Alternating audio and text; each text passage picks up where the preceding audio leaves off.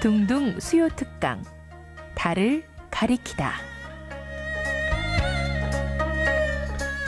매주 수요일 코너입니다. 달을 가리키다. 성현들은 달을 가리키고 있지만 우리는 그 손가락만 보고 있지 않은지 돌아보는 시간인데요.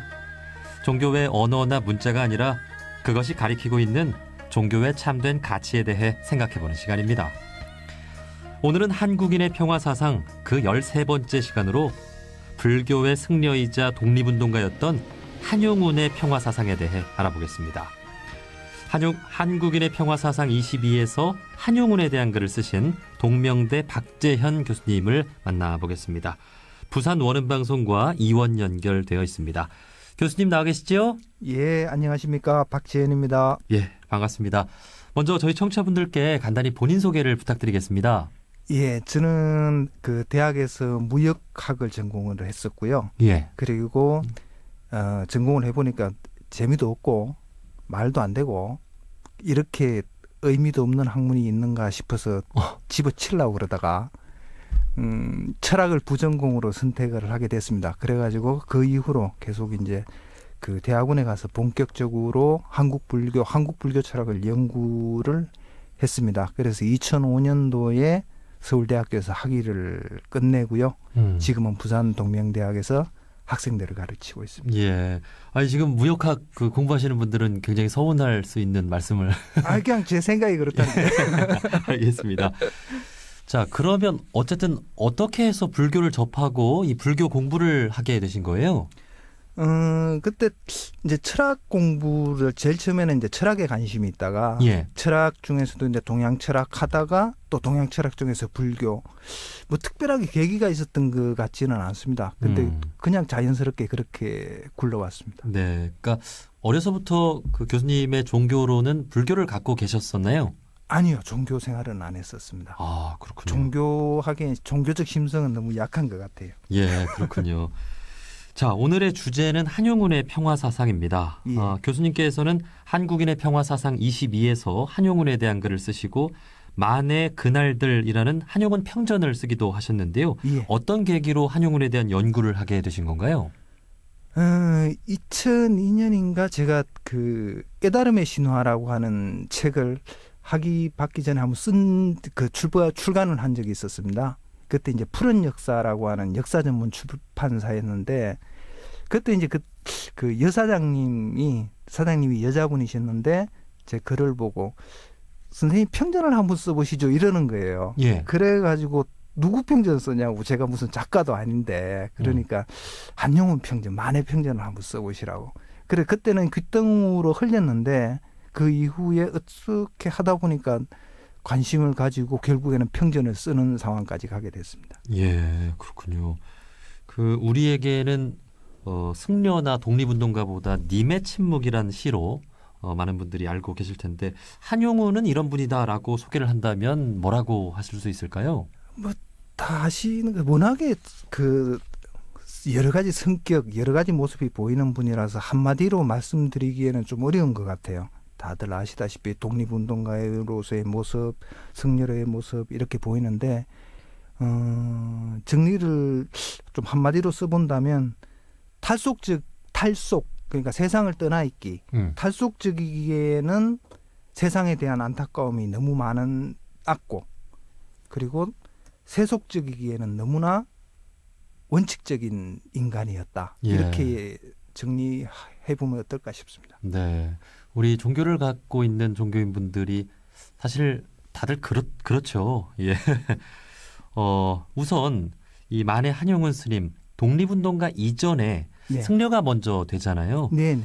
불교를 접하고 승려가 되기까지의 과정을 좀 알아보고 싶습니다. 많이 알려져 있는 분이겠지만은 이분은 이제 1879년생입니다. 원래 충남 홍성에서 태어나신 분이고요. 그리고 14살에 결혼을 하시죠.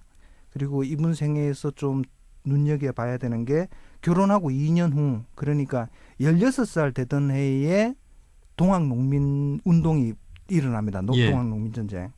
그때 부친 그러니까 아버지 되는 한응준이라고 하는 분이 아버지 되는 분이 동학농민전쟁 와중에 전사하게 되죠. 아, 예. 그 이분이 이제 광군에서 동학농민을 이렇게 진압하는 그 강군의 역할을 하고 있었는데 그때 사망을 합니다. 그러니까 이제 남은 사람은 어머니하고 그 다음에 일찍 그 결혼한 처하고 그 다음에 형이 한 사람이 있어요. 그 형하고 그렇게밖에 없는 겁니다. 네. 그래가지고 아버지가 돌아가시고 나서 홍천군청 그러니까 홍천군청의 아전이니까 밑에서 잔심부름하는 역할 그런 걸 하면서 일종의 호구지책을 한 2년 했던 것 같아요. 네. 그리고는 19세 되던 해 우리 요즘으로 치면 고등학교 3학년 나이죠. 19세 되던 해에 고향을 떠납니다. 그냥 특별한 목적의식도 없고 그다음에 뚜렷한 이유도 없이 그냥 고향을 떠납니다. 그대로 있어서는 아무런 대책이 없다라고 생각을 했던 것 같아요. 예. 그리고 그 이후에 이제 백담사 등지 그러니까 저 설악산 쪽에 그쪽에서 전전하다가 나중에 그 출가를 하게 되는 거는 27세가 되어서 머리를 깎습니다. 그래서 한참 승려가 되기까지 기간이 꽤 걸리게 되는 거죠. 네. 그 한 가지 여쭙고 싶은 것이 동학농민운동으로 아버지를 잃었다고 했는데 네. 그렇다면 한용운 선생님은 이 동학농민운동에 대한 좀 안 좋은 생각을 가지셨을까요? 뭐 어떠셨을까요? 이렇게 봐야 돼요. 그 당시에 동학이라고 하는 거를 그 당시에 지식인 계층 그러니까 이 한흥준 집안, 한용운 선생의 집안에는 그 유학자 집안이에요. 전형적인 유학자 집안. 예. 전형적인 유학자의 시각에서 동학농민 전쟁은 과연 어떻게 보였을까? 지금 우리의 시각으로 봐서는 안 되는 거죠. 단편적으로 이렇게 물어볼 수 있어요. 안중근 선생은 동학농민 전쟁에 대해서 찬성했을까 반대했을까? 이렇게 언뜻 들어보면은 찬성했을 것 같잖아요. 예. 근데 아니란 말, 반대란 말입니다. 예, 예. 그러니까 그 당시에 유학적 지식인의 관점에서는 동학농민 전쟁을 받아들일 수가 없는 거죠. 왜냐하면 동학농민 전쟁에서 선명하게 내걸고 있는 게 과부의 재가를 허용한다. 그다음에 반상의 차별을 없앤다. 신분제도를 철폐한다. 그러니까 유학적 관점에서 보면 하늘과 땅이 뒤바뀌는 겁니다. 네, 네. 예. 이 동학농민운동 뭐 지금의 시선으로 다 이렇게 말하고 평가할 수는 없겠죠. 예, 예. 네, 네.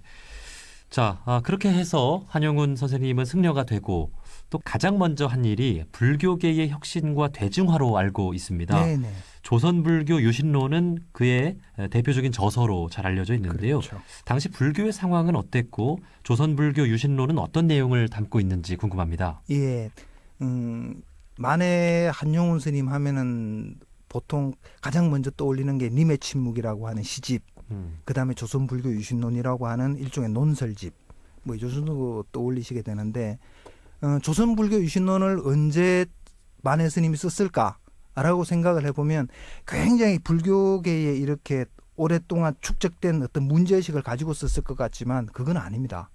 그러니까 아까 말씀드렸듯이 27세에 머리를 깎아 즉 출가를 했는데 조선불교 유신론이 출간된 때는 35세에 출간이 됩니다. 네, 네. 그런데 요건 출간이 35세에 되는 거지 사실상 조선불교 유신론에 들어가는 내용의 어떤 그 사상적인 얼개는 30세경에 거의 완성이 되고 그 초고들이 다 쓰여집니다. 그러니까 불과 출간한 지 한 3년 정도의 내용은 완성이 됐다고 볼 수 있는 거죠. 예. 자, 우선 당시 불교의 상황이라고 하는 것이 어땠는지 궁금하거든요. 그 만해 스님이 느꼈던 가장 큰 문제의식은 그거였던 것 같아요. 그러니까 불교가 이제 그때는 이 사회 변화, 개화, 신문물 이런 것 때문에 사회 변화가 격동기였던 거 아닙니까? 네. 그런데 거기에 대해서 아무런 어떤 뭐라 할까 좀 대책 없음 그런 느낌이었던 것 같습니다. 그래서 이 불교 유신론을 쓴 시기와 그 다음에 출가를 했던 시기 요 사이에 딱 들어있는 게 어떤 사건인가 하면은 일본에 유학 가는 일이 있었습니다. 만해 스님이. 예. 6개월간 일본에 유학 가가지고 돌아와서 일본에 유학 가서 일본 불교의 현실을 보고 그다음에 개화와 신문물을 어떻게 대처해야 될 것인가라고 하는 문제의식을 가지고 돌아와서 불교는 이렇게 바뀌어 가야 된다. 이런 식으로 변해야 된다라고 의견을 제기한 게 이제 조선불교 유신론이 되는 거죠. 네. 그 내용은 어떠했을까요? 크게 그 짤막짤막 글들의 묶음인데요. 논설 형식의 글이 총 15꼭지, 15개 주제로 이렇게 묶여 있습니다. 예. 그래서 불교란 이런 것이다. 뭐 또 그 성녀의 결혼은 뭐 어떤 이유 때문에 허용돼야 된다. 이런 꼭지도 있고 이렇게 각 항목마다 한 15개 정도로 15개 항목으로 맞춰져 있는데 핵심은 딱 한 글자로 모여듭니다. 딱 두 글자라고 그래야 되겠네요. 네. 한 단어. 뭔가요? 유신요. 유신. 예. 어. 그 당시에 유신은 명치 유신, 메이지 유신에서 보는 것처럼 일본, 중국, 한국, 조선 할 거 없이 유신이라고 하는 거는 그 당시에 가장 궁극적인 어쩌면 가장 최고의 가치였다고 볼 수밖에 없습니다. 그래서 유신이라고 한 글자, 유신이라고 하는 한 단어로 모든 게 딱 모여들게끔 그렇게 짜여진 책이 조선불교 유신론입니다. 예. 그 유신이라고 하면 딱 그렇게 와닿지 않는 분들도 않죠. 있을 것 같은데 예. 조금만 더 설명을 해 주실 수 있을까요? 그러니까 새로 들어오는 그러니까 신문물, 그다음에 개화 이런 것에 대해서 적극적으로 받아들이고 거기에 받쳐서 바꿔가 우리가 그러니까 내적으로 신속하게 그리고 적극적으로 바뀌어 나가야 된다라고 하는 게 유신의 핵심입니다. 예. 그 당시에 불교의 새로운 모습을 이렇게 갈망했던 분들이 많이 있었을 텐데 네네. 원불교도 그 중에 하나로 소태산 대종사님께서는 새로운 불교, 불법에 바탕한 새로운 제도의 종교를 만들겠다고 해서 원불교가 나왔는데 맞습니다. 한용운 스님은 불교 내부 안에서의 혁신을 예, 통해서 또 새로운 불교 운동을 하신 것 같습니다. 예. 자, 이렇게 조선불교 유신론을 통해서 불교의 혁신과 대중화를 위한 활동들을 하다가 독립운동에 나서게 되죠. 네네. 예, 1919년 3.1운동을 이끈 민족대표 33인 중에 한 사람이 되는데요. 어떤 계기가 있었을까요? 원래가 다 아시다시피 이제 3.1운동 100주년 되는 해입니다. 불교계에서 3.1운동과 관련된 독립선언과 관련된 인물은 다 아시다시피 두 사람밖에 없습니다. 백용선과 한용운. 네. 예, 두 사람밖에 없는데 한용운 스님이 만해 스님이 어떻게 3.1운동에 참여하게 되었고 어떤 과정을 어떤 역할을 했는가 하는 거는 사실 생각처럼 그렇게 분명하지는 않습니다. 예. 근데 계기는 제가 살펴본 바로는 그렇습니다. 이 최린이라고 하는 사람에 일단 주목을 해야 되는데요. 최린이라고 하는 양반은 어떤 분인가 하면 친일 반민족 행위자로 변절을 해서 친일분자다라고 하는 게 역사학계의 정설입니다. 네. 그런 분이 있었는데 그러니까 해방 이후에 반민특위 신문 과정에서 모든 사람들이 너 친일했지, 너 나쁜 놈의 새끼라고 이제 이야기를 하고 반민특위에서 그렇게 그 수사를 할 때 모든 사람들이 나는 아니에요, 나는 어쩔 수 없이 했어요, 먹고 살기 힘들어서 했어요라고 다 그 부인을 했거든요. 그렇겠죠. 그런데 내가 잘못했다, 내가 잘못 판단했다라고 유일하게 인정한 인물이 최린입니다. 그런데 3.1운동이 일어났을 때 일제가 3.1운동의 주도자 도대체 누가 이거를 주동했느냐라고 딱 지목한 사람이 최린입니다. 그런데 이 사람이 어떻게 만해 스님하고 인연이 됐는가 하면은 그러면은 3.1운동을 최린 선생님께서 이끄시고 나중에 변절하셨단 말씀이신 거예요? 그렇죠. 일제는 그 당시에 3.1운동의 주동자를 최린으로 봤습니다. 예. 어떤 인연이 있었는가 하면 그러니까 민족대표 33인 이전에 그분이 그 뭐 민족대표 33인을 이렇게 모으신 33인의 대표자는 손병희 선생이죠. 그렇죠. 33인의 대표자는 손병희 선생인데 우리가 수사관이나 법의 눈으로 볼 때 대표가 있고 주동자가 있는 거 아닙니까? 네. 대표는 사실상 얼굴이잖아요. 예. 근데 누군가 핵심적으로 주동하는 사람은 이면에 있잖아요. 음. 그거를 최린으로 봤다는 거죠. 아, 예. 근데 만해 스님하고 어떤 인연이 있었는가 하면 네. 만해 스님이 아까 제가 말씀드렸던 것처럼 6개월간 일본에 유학을 갔다고 안 했습니까? 네. 그때 유학을 갔을 때 이 최린을 만납니다. 음. 왜냐하면 이 사람이 그때 학생회 회장을 하고 있었어요.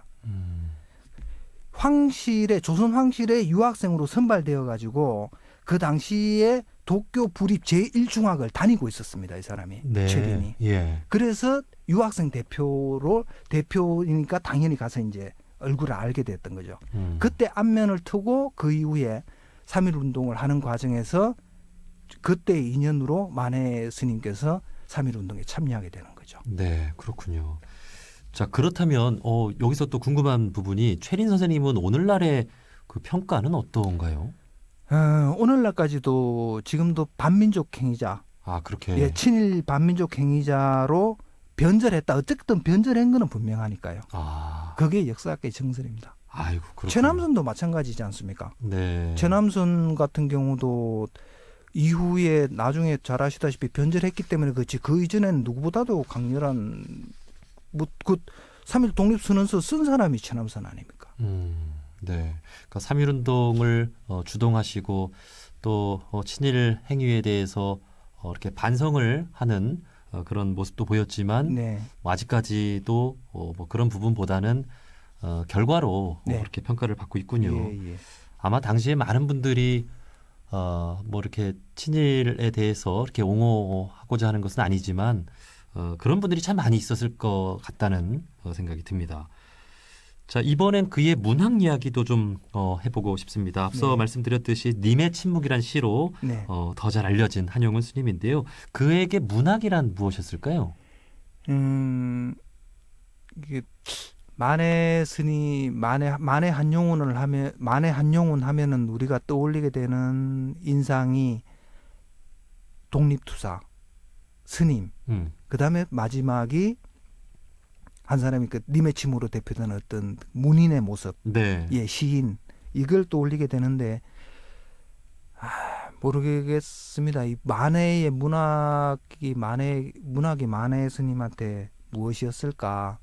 재밌는 이야기를 잠깐 드리면 네. 한용운 평전이 지금 시중에 몇 개 나와 있습니다. 예. 그 중에 몇 종류가 나와 있는데 그 중에 평전을 한 분 쓰신 분이 누군가 하면은 고은 선생님께서 쓰신 한용운 평전이 있어요. 네.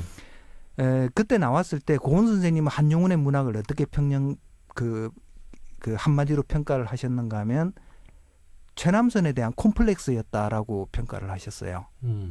그러니까 최남선은 당대 최고의 문인이었고 거기에 대한 콤플렉스가 한용운에게 작동을 하고 있었고 그게 한용운에게 어떤 문학적인 그 활동을 계속하게 만들었다라고 쓰셔가지고 조금의 논란이 있었던 적이 있습니다.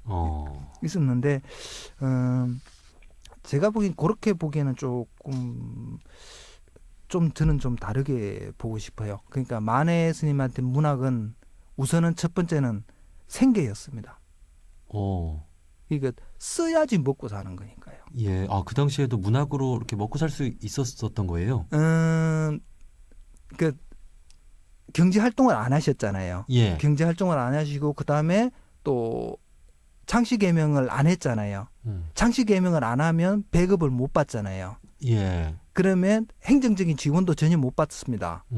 그러면 뭘 먹고 삽니까?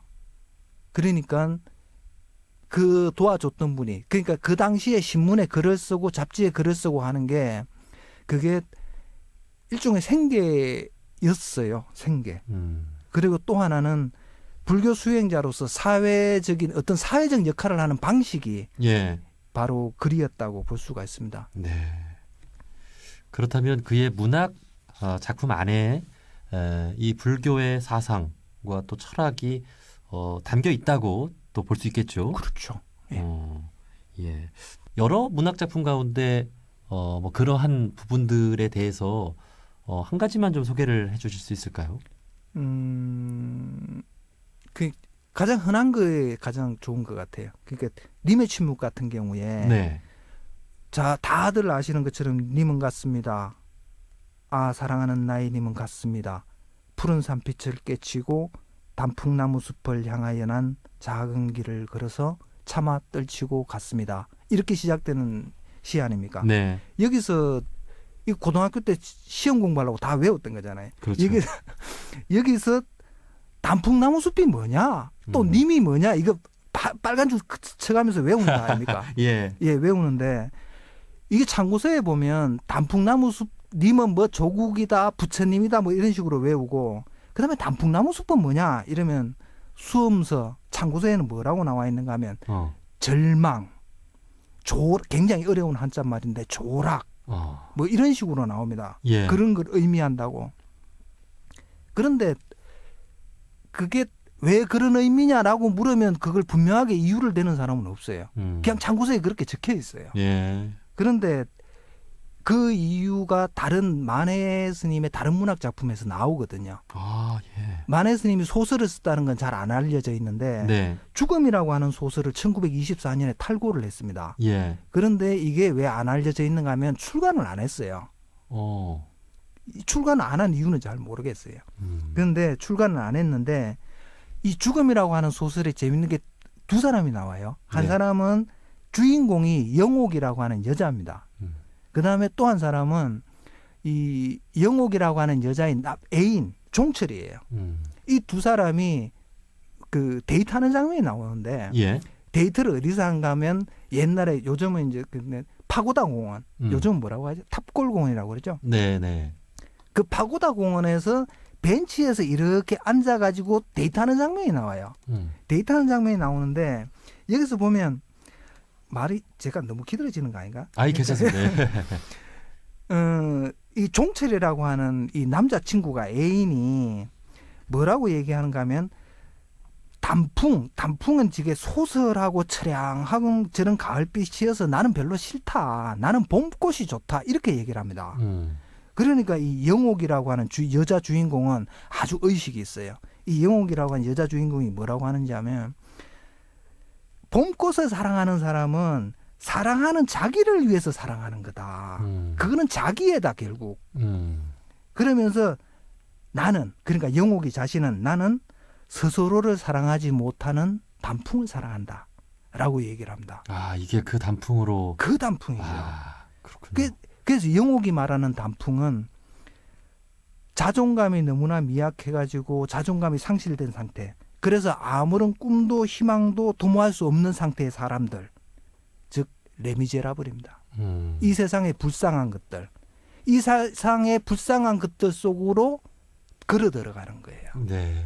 단풍나무 숲을 향해서 난 길을 단풍나무 숲을 향하여 난 작은 길을 걸어서 차마 떨치고 갔다는 얘기는 이 세상의 가장 불쌍한 것들 레미제라블 속으로 걸어 들어간다는 뜻이거든요. 네. 분명하잖아요. 그러네요. 예. 아, 당시에 불교의 승려이자 독립운동가로서 세상을 보는 그 시각, 그 마음이 이렇게 문학작품 속에 담겨 있다고 하는 것, 예. 이렇게 다시 한번 이렇게 새겨보니까 또 새로운 그런 감동이 되는 것 같습니다. 예, 중생들에 대한 그런 어떤 연민 그런 게 이제 강하게 깔려 있는 것 같습니다. 네. 자, 이제 3.1운동 100주년이 이틀 앞으로 다가왔습니다. 저희 프로그램은 또 다양한 종교인분들이 듣고 있는 프로그램인데요. 청취자분들께 마무리로 꼭 전하고 싶은 말씀 있다면 해주실까요? 예, 이런 말씀 드리고 싶습니다. 지금 그 방송에서 그렇게 많이 나오고 있는지는 모르겠는데 지금 베트남 하노이에서 북미 그렇습니다. 잠시 후에 중입니다. 그렇게 하고 있는데 만해 스님은 그렇게 얘기했습니다. 평화는 평등 위에 서 있어야 되고 반드시 자유를 짝해야 된다. 이렇게 얘기한 적이 있습니다. 그래서 북이든 미든 양쪽이 서로 평등한 위에서 그리고 양쪽이 서로의 자유를 구속하지 않는 상황에서 그렇게 해야만 평화가 도모된다고 얘기를 할 수가 있습니다.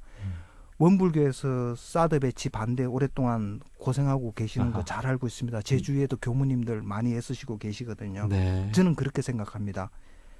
북미 간의 평화협정이 완결되면 북한의 핵 위협은 소멸되죠. 그러면은 사드를 배치해야 된다는 명분도 사라집니다. 네. 그러면 사드는 철수할 수밖에 없습니다. 그런 점에서 이번 정상회담이 뭔가 좋은 결과가 있기를 어떤 종교와 상관없이 평화를 사랑하는 사람이라면은 다 마음을 모아주는 게 좋지 않을까 싶습니다. 네, 역시 이 3.1운동의 정신도 평등과 자유가 아니었을까 그런 생각을 해보면서 이 시간 마무리하도록 하겠습니다. 자, 오늘 달을 가리키다에서 동명대 박재현 교수님과 함께 한용운의 평화사상에 대해 알아봤습니다. 교수님, 오늘 좋은 말씀 고맙습니다. 예, 감사합니다.